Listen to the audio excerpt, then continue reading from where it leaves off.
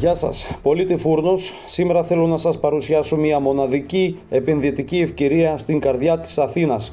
Πρόκειται για έναν φούρνο με ιστορία 50 ετών που λειτουργεί στην ίδια διεύθυνση μισό αιώνα, κοντά στη Λεωφόρο Αλεξάνδρας, σε μια επίκτο κατοικημένη περιοχή. Και δεν είναι μυστικό εάν το κατάστημα θα αναλάβει μια οικογένεια και ακόμα και θα είναι και παραγωγός, ο τζίρος αυξάνεται πάρα πολύ σε σύγκριση αν θα έχετε υπαλλήλους.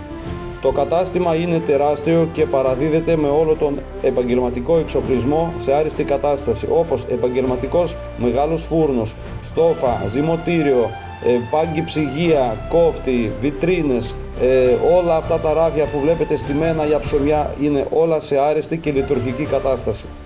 Δεν χρειάζεται να ρισκάρετε να χτίσετε κάτι από το μηδέν. Και για να ανοίξεις τέτοιο φούρνο από την αρχή θέλεις το λιγότερο 130 με 150.000 ευρώ. Διαθέτει μεγάλο υπόγειο και υπάρχει μεγάλος θάλαμος πλήρης λειτουργικός. Απλά αυτή τη στιγμή δεν χρησιμοποιείται γιατί ο ιδιοκτήτης βολεύεται με όλα τα ψυγεία και καταψύκτες που έχει. Στο υπόγειο, εκτός από το θάλαμο, υπάρχει μεγάλος αποθηκευτικός χώρος. Έχει κάτω και ένα χώρο που μπορείτε να κάνετε το γραφείο.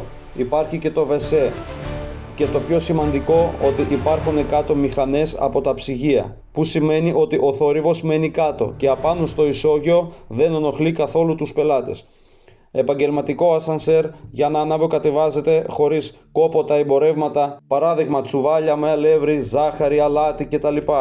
Και εννοείται το καροτσάκι με τα ταψιά για να κάνεις παραγωγή για την επόμενη μέρα. Έχει και ξεχωριστή είσοδο από το πλάι για τους προμηθευτές, ώστε να μην ενοχλούνται ποτέ οι πελάτες από την κυρία είσοδο.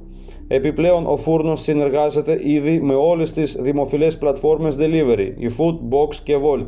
Μην ρισκάρετε να ανοίξετε μια καινούρια επιχείρηση από το μηδέν. Επενδύστε σε μια ιστορία επιτυχίας. Παραλαμβάνετε δουλειά με πελάτες και εξοπλισμό και όνομα. Για το κόστος και το ενοίκιο επικοινωνήστε μαζί μας στέλνοντας μηνύματα μέσω Viber ή WhatsApp.